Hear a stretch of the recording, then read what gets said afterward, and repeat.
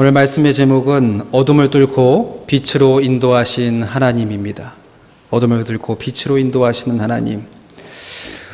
교회를 나가시다가 혹시 로비에 있는 성화를 보신 적 있으신지요?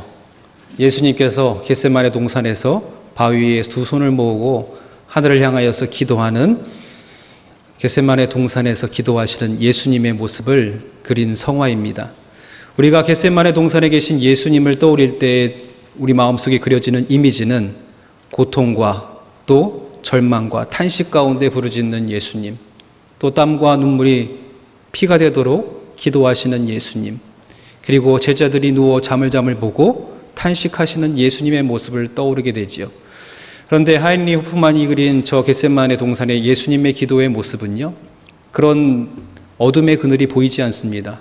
바위 위에 두 손을 모으고 그 얼굴을 하늘을 향해서 기도할 때에 저 하늘에 하나님의 그 광명의 빛이 예수님의 얼굴을 딱 비추는데 거기에 그늘졌던 모든 어두움이 다 물러가기 시작합니다. 그러니까 그 전까지도 주님, 이 잔을 내게서 옮겨 주시옵소서, 삶의 몸부림 가운데 인간의 연약한 육신을 얻고 이곳에 와서 그 고통을 제발 지나가기를 간절히 바라는 그 마음속에서 기도했던 그 근심의 그늘이 다 지워지고 어떻게 기도하시게 됩니까? 아바 아버지여, 나의 원대로 마옵시고 아버지의 뜻대로 하옵소서 기도하게 되는 것이지요. 우리는 분명히 어둠 가운데 있을 때가 너무나도 많습니다. 그런데 주님을 통해서 알게 되는 거지요. 우리도 고개를 들어 하늘을 볼 때에 하나님의 그 광명의 빛이 우리의 삶을 빛 가운데로 인도해 주시게 될 줄 믿습니다. 수많은 성경의 의인들, 그들의 삶도 우리가 성공의 모습을 가장 많이 기억하고 그 얘기를 많이 하지만 성공의 자리, 그 광명의 빛에 이르기까지 그들의 삶은 항상 어둠에 있었음을 우리가 보게 됩니다. 그러나 그 어둠의 가운데서도 주님을 향한 고개와 또 두 손을 모을 때에 하나님께서 그의 인생에도 빛을 허락하심을 보게 되는 거지요. 그래서 다윗도 고백합니다. 주의 말씀은 내 발의 등이요 내 길에 빛이시니이다. 그 무엇도 나와 함께 하지도 못할 때에 하나님의 말씀이 내 삶의 위로가 되고 저 하늘에서 내 인생길을 비춰주시는 광명한 빛이 되었다 고백하는 거지요. 사도 바울도 자신의 삶 가운데 그렇게 고백합니다. 다른 사람들이 볼 때에는 평안할 수 없는 삶, 수많은 이들의 쫓김과 매와 또 난파선 속에서 죽음을 맞이했던 수많은 어려움의 위기 속에서 그가 하나님의 인도하심을 따라 올 수 있게 됐던 그의 비결을 빌립보서 4장 6절과 7절에 이렇게 고백하지요. 아무것도 염려하지 말고 다만 모든 일에 기도와 간구로 너희의 구할 것을 감사함으로 하나님께 아뢰라. 그리하면 모든 지각에 뛰어나신 하나님의 평강이 그리스도 예수 안에서 너희의 마음과 생각을 지키시리라. 아멘. 어둠 가운데 주님께 나아가 기도할 때에 우리의 흔들리는 마음과 생각을 주님께서 붙드신다. 하나님의 위로하심과 어둠 가운데서 비춰주신 그 은혜를 경험한 자의 참된 고백인 것이지요. 그리고 이 어두움의 인생 생각하면 떠오르는 인물, 우리가 빠질 수 없는 다윗이지요. 항상 죽음의 그늘 아래 있었던 이 다윗도 자신의 수많은 시편의 고백 가운데 근심 가운데 노래가 시작될지라도 마지막의 순간은 할렐루야로 끝나게 됩니다. 그렇게 어둠의 순간을 이기게 됐던 고백 중에 하나, 시편 18편의 고백을 보면 이렇게 고백합니다. 주께서 나의 등불을 켜시며 여호와 내 하나님이여 내 흑암을 밝히시리이다. 아멘. 내가 삶의 어둠 가운데 있을 때도 내 마음은 지금 어디를 들여봐도 어둠이지만 내 꺼져가는 등불에 주님께서 다시금 불을 밝혀주셔서 이 흑암의 시간을 빛으로 이겨내게 하실 것이다. 이 다윗도 고백하며 나가는 것이지요. 어두움을 빛으로 바꾸시는 하나님의 은혜, 그 은혜가 우리의 삶에 임할 때에 우리는 이 어둠에서 탈출하게 될 수 있을 줄 믿습니다. 오늘 이 시간에 산상수훈의 말씀을 앞부분을 살펴보면서 어떻게 하나님의 수많은 성경의 인물들이 주님의 빛을 자신의 어둠을 밝히는 빛으로 삼고 일어설 수 있었겠는가, 그 은혜를 살피며 함께 교훈과 기도의 제목을 얻고자 합니다. 첫 번째로 하나님은 어둠의 삶에서 빛의 가능성을 보십니다. 하나님은 어둠의 삶에서 빛의 가능성을 보십니다. 파라과이 한 마을이 유명세를 탔었던 적이 있었지요. 그 마을이 유명세를 탔던 것의 첫 번째 이유는 그 마을이 쓰레기 마을이라는 겁니다. 하루에도 1,500톤이나 되는 수많은 쓰레기가 그 마을에 쏟아지는데, 여기에 있는 마을 사람들은 그 쓰레기 더미에서 자신의 생계를 유지할 것들을 찾아서 내다 팔거나 삶을 유지하는 그런 사람들이었죠. 화면으로 보기에는 괜찮으나 거기에 발을 딛는 순간 사람들의 표정이 바뀝니다. 냄새와 악취가 그 얼굴을 일그러뜨리기에 충분할 정도로 고약한 동네가 바로 그것이었죠. 그런데 여기서 또 놀랄 일이 하나 있는데, 그 유명세를 탄 것이 무엇이냐면 그 마을에 오케스트라가 있었다는 것입니다. 이 희망이 보이지 않는 이 마을에 파비오 차베스라는 환경공학자가 그 마을에 찾아가서 이곳에 희망의 노래를 안겨주고 싶었던 거예요. 그래서 어떻게 하면 이 절망과 어둠이 가득한 이 마을에 기쁨의 노래가 울려 퍼지게 할 수 있을까 고민하다가 아이들에게 악기를 만들어 주기로 합니다. 악기를 만들어서 오케스트라를 만든 것이지요. 기름통과 낡은 조리기들로 첼로를 만들고, 작은 캔을 모아서 플루트를 만들고, 낡은 엑스레이 필름을 씌워서 드럼을 만들고, 찌그러진 알루미늄 샐러드 그릇과 포크로 바이올린을 만들어서 아이들에게 나누어 주고, 거기서부터 아이들에게 악기를 가르칩니다. 그러니까 평생 교육을 받지 못했던 아이들이 희망을 가지고 배움의 기회를 얻고자 모여들기 시작하고요. 거기에 랜드필 하모닉이라는 새로운 오케스트라가 탄생하게 되고, 그 악취나는 그 쓰레기 더미 위에서 아름다운 선율과 노래가 울려 퍼지는 유명한 한 마을이 된 것이지요. 여러분, 복음서에 보면 이 악취나는 세상을 한마디로 무엇이라 표현하냐면 어둠이라 표현했습니다. 어둠이 가득한 세상 가운데 빛이신 주님께서 이 땅에 찾아오셨죠. 죄악으로 가득한 냄새나는 이 세상에 저 하늘의 보좌가 어울릴 법한 우리 예수님께서 친히 오셔서 희망의 노래를 부를 수 있도록 한 사람 한 사람의 어둠 가운데 어떤 빛의 역사를 통해서 저들의 삶에 이 절망의 노래를 기쁨으로 바꾸어 갈 수 있을까?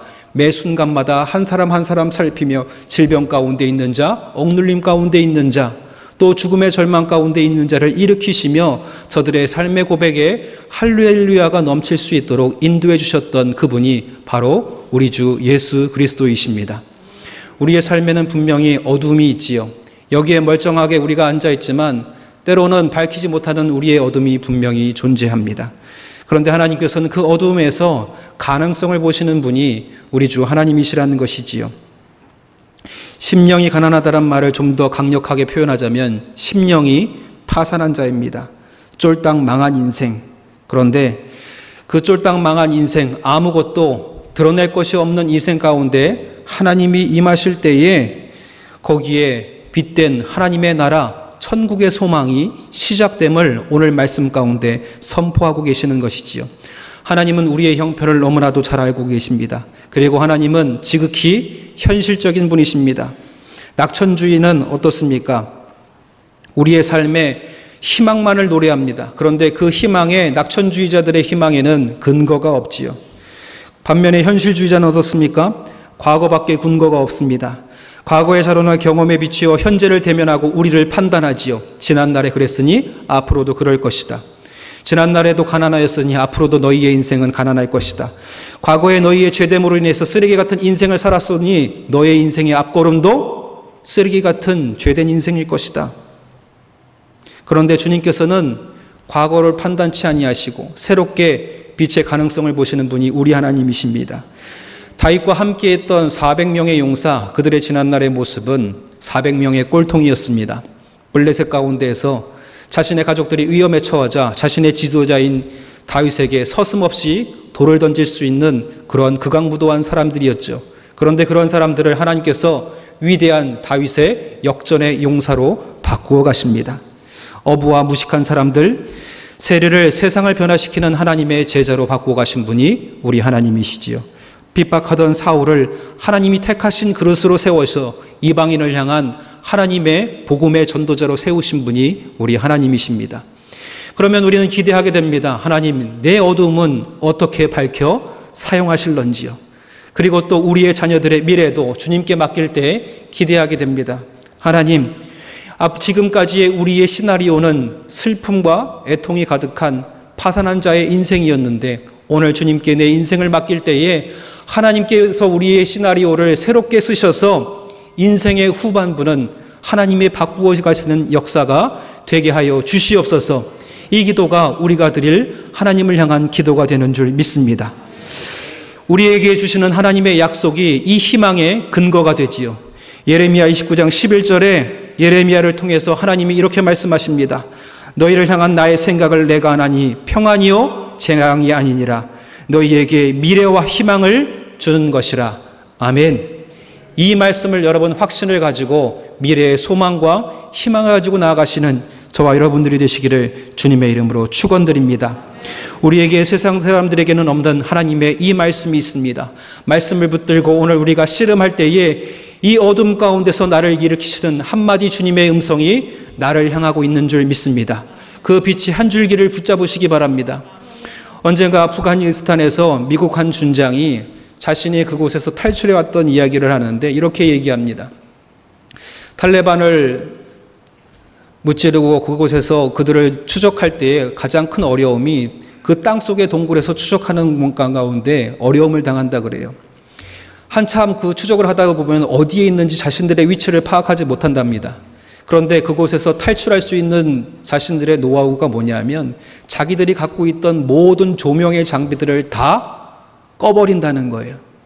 그 모든 조명을 끄고 자신들이 가지고 있는 모든 장비를 다 끄고 나면 세미한 빛이 그 동굴 가운데 스며드는 것을 발견하게 됩니다.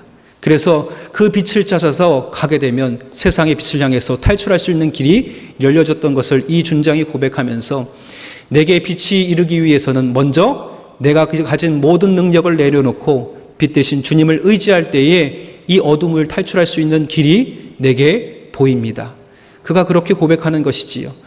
우리가 하나님의 빛의 은혜를 소유하기 위해서는 먼저 우리가 가진 능력, 나의 소유, 이 모든 것을 내려놓을 때에 내게 허락하시는 그 세미한 빛이 오늘 보여지게 될 줄 믿습니다.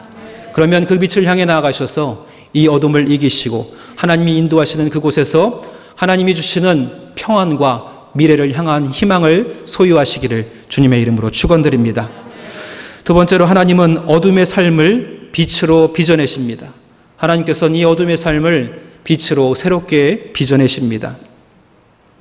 주님을 만난 대부분의 사람들은 깨어진 자들이었지요. 삶이 무너진 자들, 많은 것을 소유했음에도 불구하고 그 마음을 채울 수 없는 자들, 삭개오가 그랬고 세리마테가 그랬고요. 많은 물고기를 가지고 그 거물에 낚았던 베드로와 안드레, 그들도 많은 소유를 가지고 풍성하게 그물이 찢어질 정도로 배에 실었지만 그들의 마음은 채워지지 않았습니다. 깨어진 인생, 구멍난 인생, 세상 것들로 채우고자 해도 계속 목마른 그들의 인생. 그런데 주님을 만났을 때에 그들의 놀랍게 목마른 그들의 삶이 새롭게 채워진 은혜를 발견하게 되는 것이지요.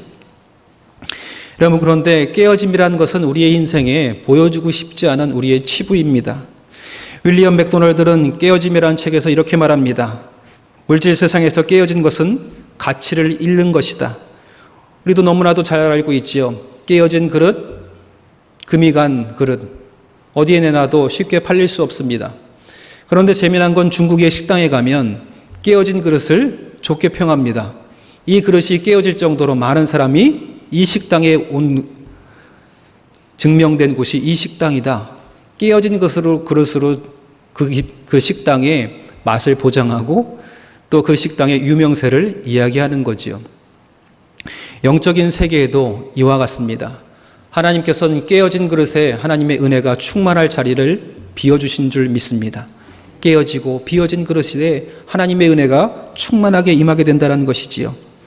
정호순 시인의 산산조각이라는 책이 있습니다. 그 가운데 산산조각이라는 종에 대한 시를 적어놨는데 뭐라고 얘기가 되어 있냐면 범종이 어설프게 깨어지면 둔탁한 소리를 내지만 그 범종이 온전하게 깨어져서 저마다의 파편을 두들기게 되면 새로운 저마다의 아름다운 소리로 탄생하게 된다. 이렇게 얘기합니다.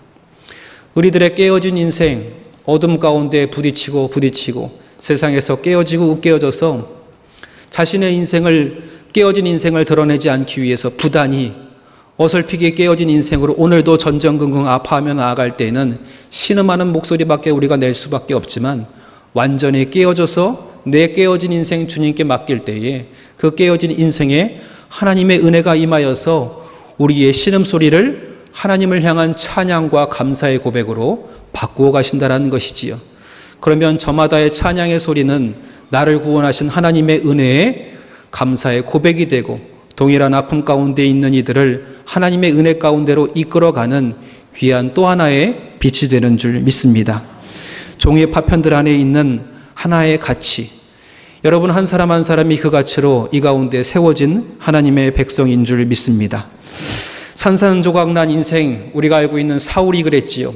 자신의 율법을 가지고 하나님을 위시하여 세우고 예수 그리스도를 믿는 자들을 산산이 부서뜨리기 위해서 다메섹 도상을 달하려 갈 때에 자신이 없다고 이야기했던 예수 그리스도의 음성으로 말미암아 단 한 번에 지금까지 세워왔던 유대민족의 피로서의 자긍심이 한 번에 무너지고 산산조각 나게 됩니다.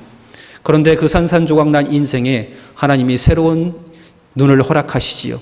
이제 그 눈은 새롭게 빚어져서 복음을 바라보게 하시고 복음을 전하게 하시고 아픈 인생, 억눌린 인생에 하나님의 은혜의 빛을 선사하는 귀한 그릇으로 택하게 됨을 우리가 보게 됩니다.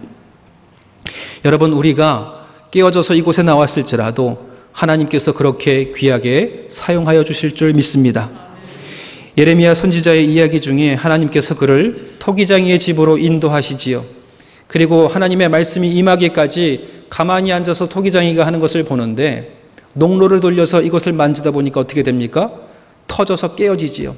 어떻게 하나? 그런데 이 토기장이가 다시 그거를 만져서, 어루만져서 자기의 좋을 대로, 자기의 의견대로 새롭게 빚어서 새로운 아름다운 예술작품으로 다시 한번 승화시키게 됩니다. 그것을 볼 때 하나님의 말씀이 예레미야에게 이렇게 임하지요. 이스라엘 족속아, 이 토기장이가 하는 것 같이 내가 능히 너희에게 행하지 못하겠느냐? 이스라엘 족속아, 진흙이 토기장이의 손에 있음 같이 너희가 내 손에 있느니라. 아멘. 우리의 이 깨어진 인생, 내 어둠에 갇힌 삶을 하나님께 내어놓을 때에 이 어두운 인생마저도 하나님께서 새롭게 빚으셔서 아름답게 사용하여 주실 줄 믿습니다. 오늘 우리가 주님께 이 깨어진 내용을 드릴 때에 그 아름다운 은혜가 어떻게 사용되는가 여러분 기대되지 않습니까? 언젠가 TV 프로그램에 한 여인의 이야기가 나오는데 배에 문신이 화제가 돼서 유명세를 탄 거예요. 아니, 몸에 그림 그린 게 뭐 대단한 일이라고 저렇게 호들갑을 떨까 또 궁금해서 열심히 봤습니다. 그랬더니 그 사연이 무엇이었냐면, 아버지가 간이식을 받아야 할 때에 두 딸의 생체 조직을 살펴보니까 이 둘째 딸의 적합 판정이 높은 거예요. 20대 간 넘은 이 여인이 아버지를 위해서 결단합니다. 내 간을 떼어서 아버지를 위해서 드리기로. 그리고 수술을 해서 아버지도 회복하고 이 딸도 회복했는데, 회복은 했지만 무엇이 남았습니까? 이 배에 흉터가 남긴 거예요. 이 젊은 이 여인의 이 배에 가슴부터 저 아랫배에 이르기까지 긴 일자로 난 큰 흉터가 남겨져 있었던 것이지요. 그런데 그 배 위에 아름답게 헤나의 문신을 해서 사람들이 보는 때마다 거기에 대한 궁금증을 자아낼 때에 이제는 자신 있게 얘기하는 거지요. 내가 아버지를 향한 사랑이 여기에 새겨져 있다. 여러분, 우리의 인생에 깨어진 흔적의 자취, 하나님의 은혜가 덧입혀질 때에 심령이 가난한 자, 심령이 파산한 자의 하나님의 새로 빚으신 역사가 우리의 깨어짐 가운데 새롭게 그려지고 새롭게 빚어지게 될 줄 믿습니다. 그러면 그 깨어진 인생의 조각들은 하나님의 은혜와 사랑이라 우리는 고백하고 감사로 찬양할 수 있게 되어지는 것이지요. 예수님께서는 그의 인생의 모든 걸음, 주님의 십자가의 삶, 이사의 모습 속에서 이렇게 고백합니다. 그가 찔림은 우리의 허물 때문이요 그가 상함은 우리의 죄악 때문이라. 그가 징계를 받음으로 우리는 평화를 누리고 그가 채찍에 나음으로 우리는 나음을 받았도다.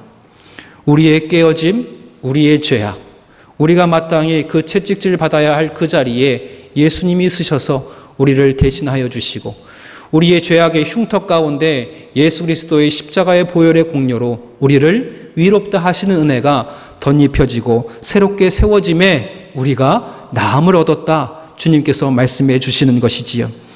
그러니까 우리의 모든 깨어짐은 예수 그리스도의 은혜로 다시금 새롭게 되어진 줄 믿습니다. 오늘 이 온전한 빛 가운데로 나가기 위해서 저 출애굽의 백성들이 노뱀을 보르고 생명을 얻은 것처럼 예수 그리스도의 십자가를 바라보며 이 어둠에서 하나님의 빛의 은혜로 나아가 생명을 소유하시는 저와 여러분들이 되시기를 주님의 이름으로 축원드립니다. 마지막으로 하나님은 어둠 속에서 빛을 보게 하십니다. 하나님은 어둠 속에서 빛을 보게 하십니다. 두 번째로 예수님께서 그들에게 애통하는 자가 복이 있다 말씀하십니다.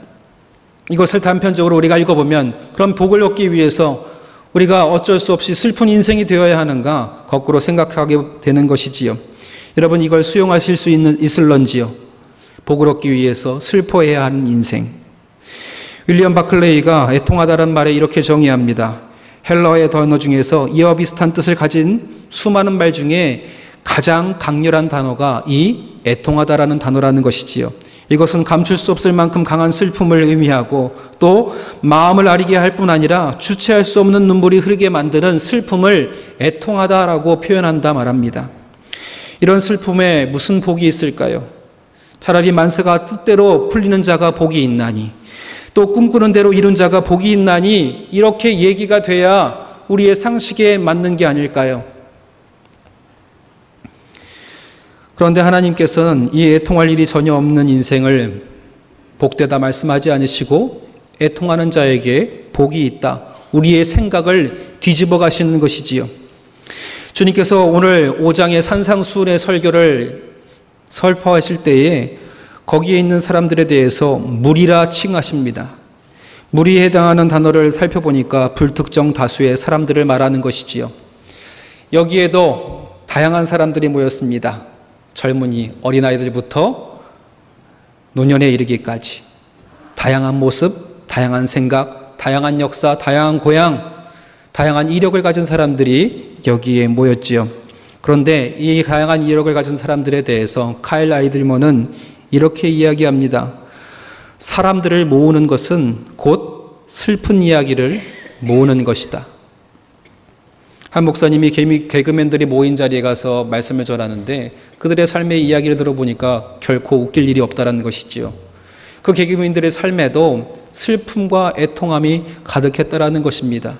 우리가 주님 앞에 나올 때에 한 사람 한 사람 인생 지금까지 걸어온 길을 살펴보면 넘어지고 깨어지고 아프고 슬프고 그 눈물을 가리울 일이 수없이 많았던 것을 우리는 보게 됩니다. 하나님께 수많은 무리가 나왔다. 이것은요, 애통할 자들이 주님 앞에 나와 있었다라는 것이지요. 그래서 주님께서 그들을 향하여서 선포하시는 것입니다. 애통하는 자는 복이 있나니 그들이 위로를 받을 것이며 오늘 애통함 가운데 나오신 여러분들에게 하나님의 크신 위로가 이미 주어지게 될 줄 믿습니다. 라디오에서 당신의 지금 처한 상황을 몇 글자로 적어서 보내보시기 바랍니다 해서 사람들이 자신의 처한 상황을 이렇게 문자로 보내기 시작했습니다. 그리고 사회자가 그것을 읽어주는데 이런 내용들이에요. 인생을 송두리째 바꾼 끔찍한 사고가 일어났다. 이제 나는 떠난다. 앞으로 우리는 남남이다. 당신의 자리가 더 이상 필요하지 않습니다. 그냥 친구 사이로 지내는 게 어때? 암이 치료에 반응할 생각을 하지 않습니다. 준비하셔야겠습니다. 안타깝지만 아이를 가질 수 없는 상태입니다. 최선을 다했지만 아드님은 세상을 떠나고 말았습니다. 검사 결과 췌장암 4기입니다. 고륙종이 퍼져 아드님의 다리를 무릎까지 절단해야 합니다. 평화로웠던 인생, 꿈을 꾸고 미래를 가지고 소망했던 인생들에게 갑작스럽게 찾아들 애통할 일들이 우리가 생각하지도 못했던 순간에 찾아온 것이지요. 그런데 여러분, 우리의 애통이 복으로 이어질 수 있다면 얼마나 이것이 우리에게 큰 희망이 되고 소망이 될 수 있을까요? 주님께서는 심령이 가난한 자는 복이 있나니 말씀하시고 이제 이어서 이런 아픔과 갑작스러운 고통과 슬픔 중에 찾아온 인생들에게 애통하는 자는 복이 있나니 너희가 위로를 받을 것임이라 선포해 주시는 것이지요. 우리의 삶의 어둠의 역사를 전복시키고자 하시는 하나님의 말씀이 우리 가운데 지금 임하게 되는 줄 믿습니다. 카일 아이들몬이 이렇게 말합니다. 고난은 우리 영 안에 하나님과 평안과 임재의 복을 알고 경험할 수 있는 공간을 만들어낸다. 애통할 일이 우리 안에 임할 때에 하나님의 임재의 복을 알고 경험할 수 있는 공간이 만들어지게 된다는 것이지요. 그 애통의 순간에 우리가 주님을 만나게 된다는 것입니다. 우리가 지난 시간 트리니티 성경 공부를 통해서 배운 욥기의 이야기, 그 욥에게도 급작스러운 애통할 일이 찾아오게 됩니다. 그의 아들과 딸들이 급작스러운 죽음을 맞게 되고 그가 가진 모든 가축과 소와 나귀들이 단번에 죽어가고 건강했던 그의 육신 가운데 종귀가 찾아들고 하나님을 부리며 찬양했던 그의 삶에 아내가 찾아와서 차라리 하나님을 향하여 욕하고 죽으라, 언제까지 주님을 붙들고 있으려느냐, 그의 무너진 삶을 향하여서 아내마저도 비방하는 애통한 삶이 되었던 것을 우리는 보게 됩니다. 그런데 그 고통의 순간에 그의 삶에도 하나님의 임재를 경험할 수 있는 영적인 공간이 만들어지지요. 그리고 욥도 이렇게 고백합니다. 내가 주께 대하여 귀로 듣기만 하였사오나 이제는 눈으로 주를 배움나니. 그 순간부터 어둠이 빛으로 바뀌게 되고요. 무너졌던 그의 삶이 다시 회복되고 이전보다도 더 풍성한 삶으로 하나님이 채워주심을 우리가 목도하게 됩니다. 여러분, 애통의 순간에도 하나님은 일하고 계시고 하나님은 우리에게 은혜의 빛을 선사해 주시는 줄 믿습니다. 제 이야기를 해서 죄송합니다. 제 딸이 태어나기 전에 아버지에게 췌장암 말기 판정을 받게 되셨습니다. 그래서 기도했죠. 하나님, 저희 아버지에게 생명을 연장할 수 있도록 허락해 주십시오. 그게 안 된다면 적어도 우리 딸아이가 태어날 수 있을 때까지 기다리게 해주셔서 이 아이의 얼굴이라도 보고 가실 수 있게 주님 그 시간을 조금이라도 늘려주시옵소서. 그렇게 기도했습니다. 그런데 애석하게도 아이가 태어나기 2달 전에 아버지께서는 하나님의 품으로 가셨지요. 얼마나 원망스럽고 얼마나 애통하게 되든지요. 하나님의 은혜가 보이지 않고 내가 이런 상태로 하나님의 종의 일을 감당할 수 있을까? 그렇게 생각했는데 눈물이 그치고 나니까 그제서야 보이기 시작합니다. 그 어둠 가운데 하나님이 행하셨던 역사. 아버지를 병원에 모시고 갔을 때 사실 진단받기도 어려웠고요. 병상을 얻기도 어려운 상황 가운데 있었는데 의사를 만나서 진찰받고 항암 치료가 시작될 수 있도록 도움의 손길을 통해서 바로 입원할 수 있게 되었고요. 또 요양병원을 찾는데 어떻게 그 많은 요양병원에 자리가 없는지, 그런데 하나님이 또 기이하게 역사해 주셔서 집에서 가장 가까운 곳에 아버지를 모실 수 있는 공간을 허락해 주시는 거예요. 그리고 무엇보다도 지나고 나서 다시 한번 새기게 된 게 무엇이었냐면 아버지가 돌아가시기 전에 찾아갔더니 갑자기 그런 말씀하시는 거예요. 애가 태어나지도 않았는데 내가 오늘 아이를 만났다. 꿈속에서 그 아이를 만나서 얼마나 재미있게 놀았는지 모른다. 이것도 얼마나 하나님의 크신 귀한 은혜인가요? 생명을 연장할 수 없어서 그 아이를 만날 수 없었지만 하나님께서 꿈을 통해서 제 딸아이를 만날 수 있게 허락해 주시고 마지막 순간에 기쁨으로 만족한 가운데 하나님의 품에 안길 수 있도록 주님이 허락해 주셨음을 저는 볼 수 있게 되었습니다. 우리의 애통함과 어둠 가운데서도 하나님은 일하고 계시는 줄 믿습니다.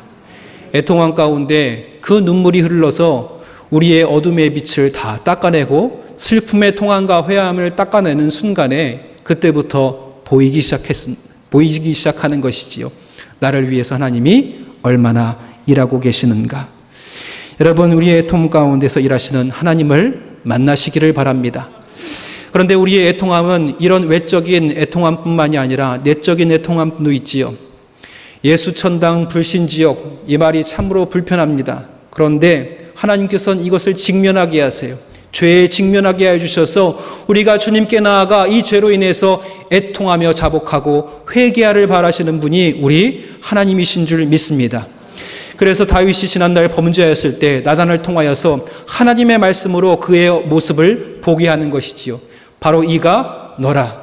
나단을 통하여서 그 극악한 죄를 범한 것이 바로 다윗 왕임을 볼 수 있도록 나단의 그 이야기를 통해서 하나님이 깨닫게 하십니다. 그리고 이 다윗이 주님 앞에 통회함으로 애통하며 회개하며 나아갈 때에 그의 죄된 모습을 하나님이 위롭다 여겨주시고 그의 왕조에 대대로 그 왕위가 끊이지 않도록 하나님이 허락해 주시고 후대에 솔로몬에게 여디디아라는 이름, 하나님께서 사랑한 자라는 이름으로 그에게 새로운 생명을 허락하여 주셔서 위로함을 보게 됩니다.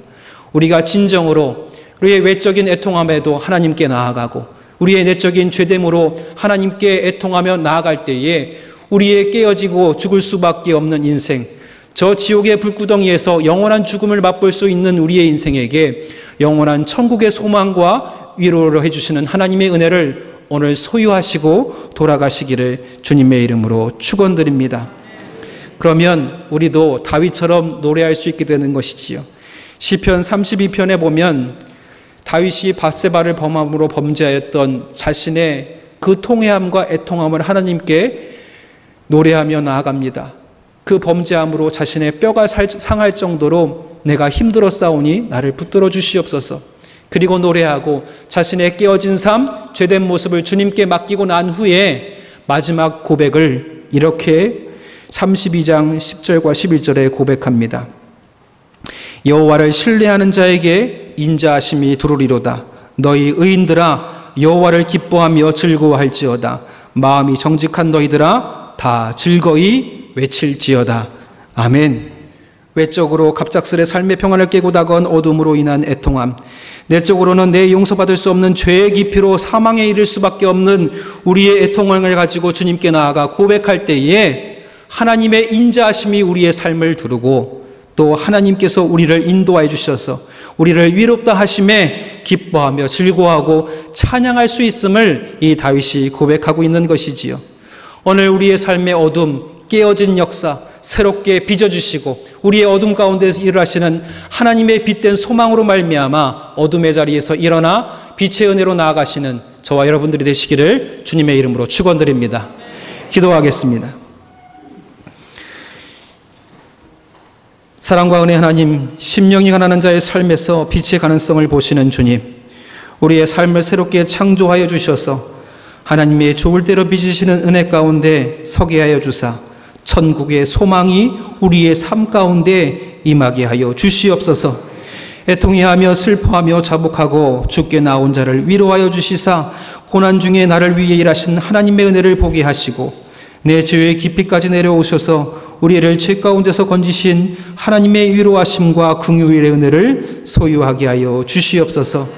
심령이 가난한 자의 어둠, 애통한 자의 어둠을 빛으로 바꾸사 천국을 소유하며 위로움을 얻게 허락하여 주실 것을 믿사오며 예수님의 이름으로 간절히 기도드렸사옵나이다. 아멘.